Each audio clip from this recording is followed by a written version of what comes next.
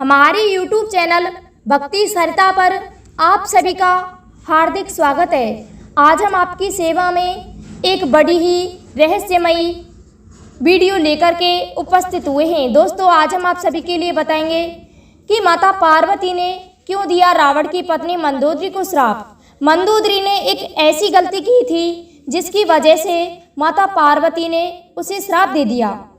दोस्तों, एक मधुरा नामक अप्सरा थी। वह माता पार्वती की बड़ी ही उपासक और उनकी भक्त थी, उनकी पूजा करती थी। एक दिन माता पार्वती से मिलने की चाह में वह अप्सरा कैलाश पर्वत पर जा पहुंची, लेकिन वहां उस वक्त माता पार्वती मौजूद नहीं थी। कैलाश पर भगवान शंकर अवश्य मौजूद थे।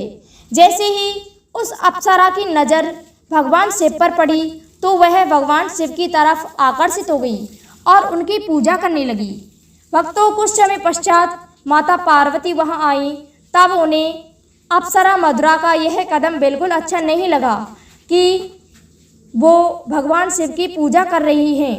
माता पार्वती ये देखकर क्रोधित हो गई। तब गुस्से में माता पार्वती ने अप्सरा मधुरा को श्राप दे दिया कि वह एक मेढक बन जाए, और वह मेढक में परिवर्तित हो गई और उससे एक कुएं में 12 वर्षों तक रहने के लिए कहा। दोस्तों, ऐसा सुनकर भगवान शिव को बहुत बुरा लगा और उन्होंने माता पार्वती से विनती की। इसके बाद माता पार्वती ने मधुरा को कम से कम 1 वर्ष तक कुएं में रहने का आदेश दिया।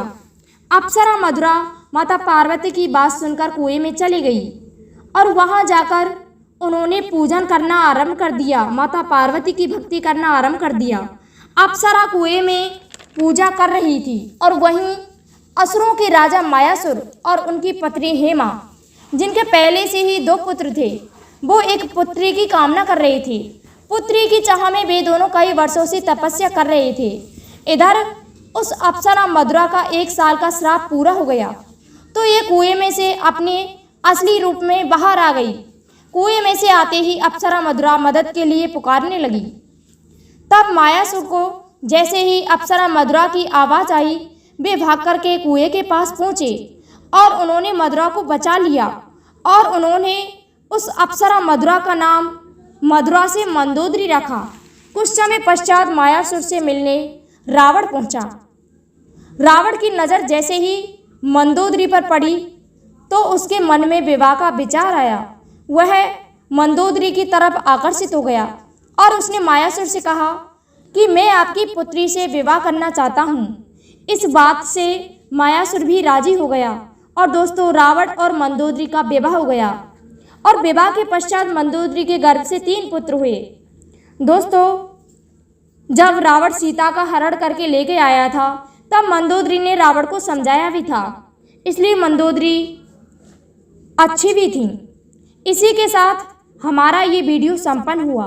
हम समझते हैं आप सभी को हमारा ये वीडियो पसंद आया होगा, इसलिए आप सभी से हमारा निवेदन है, यदि आप हमारे चैनल पर नए हैं तो कृपया हमारे चैनल को लाइक, शेयर और सब्सक्राइब कर दें। साथ ही बेल आइकन को भी प्रेस कर दें, जिससे कि आने वाले वीडियो का नोटिफिकेशन आपको मिलता रहे। तो दोस्तों, मिलते हैं आगे की इसी प्रकार की रहस्यमयी वीडियो में।